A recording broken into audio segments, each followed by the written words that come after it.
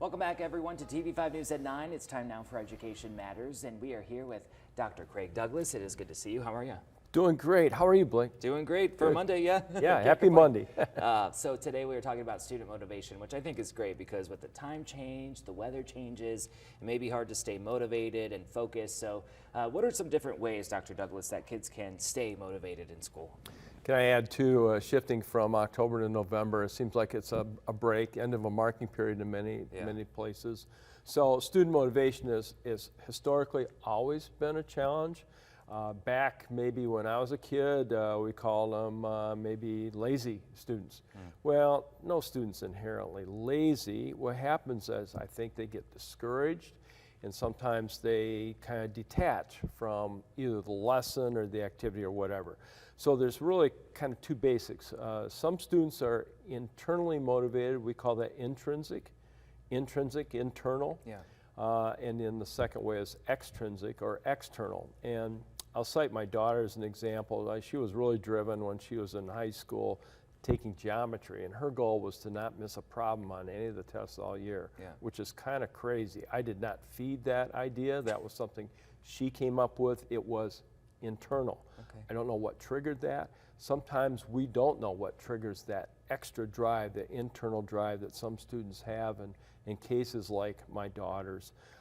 So internal motivation, if that's fueled, basically you don't have a problem. Right. This is a kid that's, focused, driven, etc.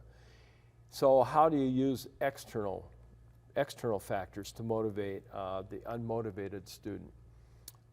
Couple ideas, and I pulled this off the web. It was a website called helpfulprofessor.com. Okay. I have no idea how credible it was, except it seemed very logical to me, so that's why I extracted it. But I would encourage any of the viewers to look at the web. There are many resources about student motivation. Well, one is called Grandma's Rule. Yeah. And many times our grandmas would negotiate with us to make us eat our vegetables. And Grandma might say something like, if you eat your carrots, then I'll bring you dessert. So Grandma's rule was get the nasty stuff out of the way so you can enjoy the good stuff. Well, studying is sometimes like that. You know, we may have a subject that we're very eager to study, and maybe a topic or an assignment or something that's not that desirable. Well, get that out of the way first. Get that nasty challenge done first, and then you can be rewarded with something more desirable. Grandma's rule. I really like that. I do too. That reminds me of my childhood at the dinner table too. Let's say I did not always get dessert. All right, so if food doesn't work, Dr. Douglas, maybe what is one other option for motivation? That's pretty basic, and that's praise. Okay. I'll go back to the geometry analogy since I brought it up before.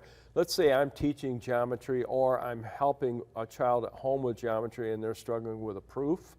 Proofs, remember, were long. Sometimes they started out easy and they got very detailed. Yeah. Well, praise along the way from one step to another can help keep that student motivated to get to the conclusion of the proof. Right. So praise is something we all can offer. It's free of charge and it is a motivator.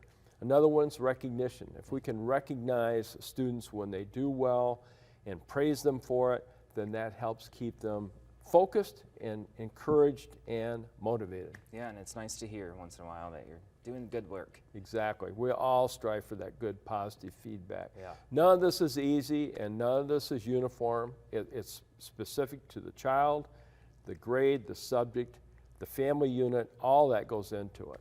Very good. Anything else you want to add, Dr. Douglas? Just be encouraged. Even if someone, let's say right now, 1st of November, first part of November, child's struggling in a class, maybe not motivated, maybe even wants to drop the class. Yeah. Keep encouraging them, keep them focused, because once they start achieving and getting on track, good things can happen as a result. I agree, and I've been there before, so. Oh, we all have. Yeah. Absolutely. That's an important point. Yeah. This is not something that just occasionally happens. Almost every one of us have experienced it. Very good. I appreciate your time this morning.